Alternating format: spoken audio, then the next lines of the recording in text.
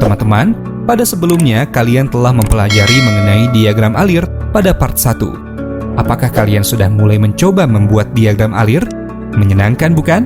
Begitulah awalnya aplikasi yang sedang kalian gunakan saat ini pada awal perancangannya.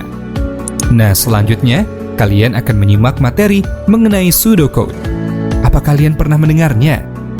Mari kita simak materi berikut ini untuk memahami apa itu pseudocode. Tetap fokus dan semangat ya! Pseudocode atau kode semu atau kode pseudo adalah suatu bahasa buatan manusia yang sifatnya informal untuk merepresentasikan algoritma. Pseudocode dibuat untuk menutupi kekurangan diagram alir dalam merepresentasikan konsep-konsep pemrograman terstruktur. Pseudocode memungkinkan representasi langkah-langkah yang lebih detail dan dekat dengan bahasa pemrograman. Karena sifatnya yang informal, tidak ada aturan khusus dalam standar notasi yang dapat digunakan. Akan tetapi, ada beberapa prinsip dasar yang perlu diperhatikan, yaitu satu baris untuk satu pernyataan atau statement dan pentingnya indentasi dalam menuliskan pernyataan. Indentasi ada untuk hierarki dari pernyataan. Misalnya, untuk menunjukkan bahwa suatu pernyataan merupakan bagian dari sebuah struktur kontrol keputusan atau struktur kontrol perulangan. Yuk lihat kembali konsep blok pada pemrograman visual yang telah kalian pelajari di tingkat SMP. Beberapa contoh diagram alir yang telah kalian simak sebelumnya dapat ditulis dalam bentuk pseudocode sebagai berikut. Contoh pertama, pseudocode menghitung luas persegi. Dalam bentuk deskripsi tingkat tinggi, 1. Baca nilai sisi persegi. 2. Hitung luas dengan menguadratkan nilai sisinya. 3. Cetak luas. Dalam bentuk pseudocode, algoritma menghitung luas persegi. Input, nilai panjang sisi persegi. Output, luas persegi tercetak. Input sisi, luas, panah kiri, sisi, spasi, tanda bintang, spasi, sisi. Klik Enter, print luas. Contoh kedua, pseudocode membagi bilangan. Dalam bentuk deskripsi tingkat tinggi, 1. Baca nilai pembilang dan penyebut. 2. Jika penyebut bernilai 0, cetak tulisan penyebut tidak boleh 0. 3. Jika penyebut tidak bernilai 0, lakukan pembagian pembilang dengan penyebut dan simpan hasilnya. 4. Cetak hasil pembagian. Dalam bentuk pseudocode, input, pembilang dan penyebut. Output, hasil pembagian tercetak. Input pembilang, spasi, penyebut. Klik Enter. If, spasi, penyebut sama dengan 0, spasi, print, spasi, tanda petik, penyebut tidak boleh 0, tanda petik. Klik Enter. Else, klik Enter. Hasil, panah kiri, pembilang, spasi, garis miring, spasi, penyebut. Klik Enter. Print hasil. Contoh ketiga, pseudocode menghitung mundur n hingga 1. Dalam bentuk deskripsi tingkat tinggi, 1. Baca nilai n. 2. Selama n lebih besar daripada 0, ulangi. 3. Cetak tulisan n. 4. Kurangi nilai n dengan 1. Dalam bentuk pseudocode, algoritma menghitung mundur dari n hingga 1. Input, nilai n. Output, angka hasil hitung mundur dari nilai n sampai 1 tercetak. Input n. Klik Enter. While n lebih besar daripada 0, klik Enter. Print n. Klik Enter. N, panah kiri. N, spasi strip, spasi 1. Teman-teman, setelah selesai menyusun suatu algoritma, barulah suatu program dibuat dengan menggunakan bahasa pemrograman tertentu. Ada banyak bahasa yang dapat digunakan. Misalnya bahasa C yang digunakan pada unit ini dan bahasa Python yang digunakan pada unit analisis data. Mari selanjutnya kita masuk ke bagian aktivitas individu untuk menambah pemahaman kalian mengenai algoritma dengan memecahkan sebuah permasalahan atau kasus. Pada latihan ini, kalian diminta untuk menuliskan suatu algoritma berdasarkan deskripsi berikut. Deskripsi ini memuat narasi tingkat tinggi dari algoritma yang perlu kalian buat dalam bentuk diagram alir dan pseudocode. Soal 1. Membayar bakso.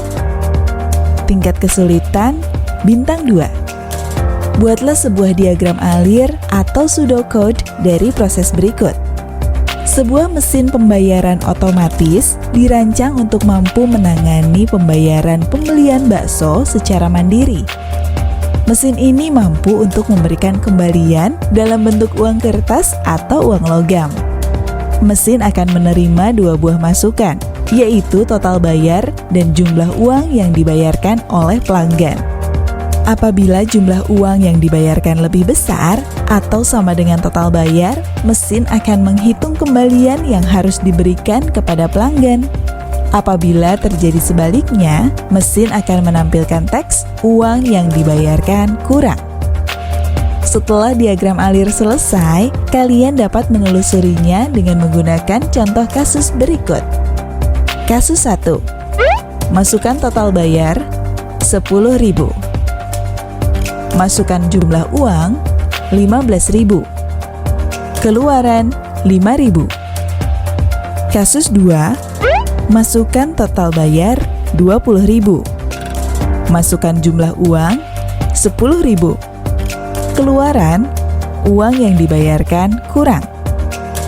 Selamat mencoba membuat diagram alir dan pseudocode ya. Soal 2. Hadiah bakso gratis. Tingkat kesulitan bintang 3. Bayangkan kalian adalah pengusaha bakso yang sukses. Agar usaha bakso kalian bisa lebih berkembang, kalian berencana untuk menambah sentuhan teknologi sehingga beberapa proses dapat berjalan secara otomatis. Inovasi yang kalian pikirkan adalah menggunakan sistem poin untuk memberikan diskon pada pelanggan. Poin ini akan diberikan pada saat pelanggan membayar di mesin pembayaran yang akan kalian buat. Setiap membayar, pelanggan akan menerima poin senilai harga bakso yang ia beli. Apabila total poin mencapai 100.000, pelanggan akan menerima satu porsi bakso gratis. Kalian lalu memikirkan suatu proses berikut. Setelah memesan bakso, pelanggan dapat membayar dengan menggunakan ponsel miliknya. Kemudian, mesin tersebut menambahkan total pembayaran ke total poin yang saat ini dimiliki oleh pelanggan. Apabila total poin yang dimiliki pelanggan lebih besar dari 100.000, mesin akan mengeluarkan kalimat, "Anda mendapatkan kupon bakso gratis," dan mengurangi total poin pelanggan dengan nilai 100.000. Setelah itu, mesin akan menampilkan total poin pelanggan saat ini. Setelah diagram alir selesai, kalian dapat menelusurinya dengan menggunakan contoh kasus berikut. Kasus 1, masukkan total pembayaran 80.000. Masukkan total poin pelanggan saat ini 10.000. Keluaran, poin Anda saat ini 90.000. Kasus 2, masukkan total pembayaran 20.000. Masukkan total poin pelanggan saat ini 90.000. Keluaran, Anda mendapatkan kupon bakso gratis dan poin Anda saat ini 10.000. Bagaimana? Menarik bukan permasalahan baksonya? Jangan lupa dicoba untuk membuat diagram alir dan pseudocode-nya ya. Selanjutnya mari kita renungkan apa saja yang telah dipelajari pada materi algoritma ini. Dengan menjawab pertanyaan berikut ini dalam lembar refleksi pada buku kerja dan jangan lupa mencatat kegiatan dalam jurnal ya. 1.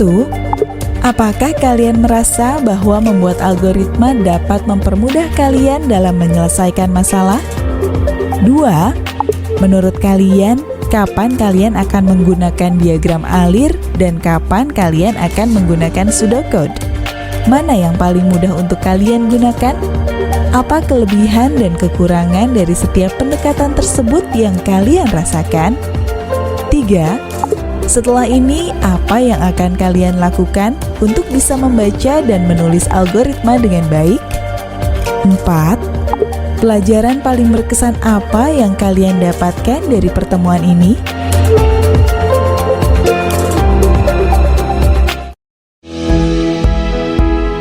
Teman-teman, kalian telah selesai menyimak materi pada subbab A mengenai algoritma. Ada dua hal penting yang telah kalian pelajari, yaitu diagram alir dan pseudocode. Menurut kalian, mana yang paling mudah bagi kalian untuk coba digunakan? Tentu, kalian membutuhkan permasalahan untuk mencobanya. Kalian dapat mencoba memecahkan permasalahan di sekitar kalian menggunakan diagram alir atau pseudocode ini. Perlu latihan dan mengembangkan keterampilan berpikir komputasional dalam hal ini. Teruslah belajar dan berdiskusi dengan teman atau guru untuk menambah pemahaman kalian pada materi ini. Sampai jumpa pada materi berikutnya ya.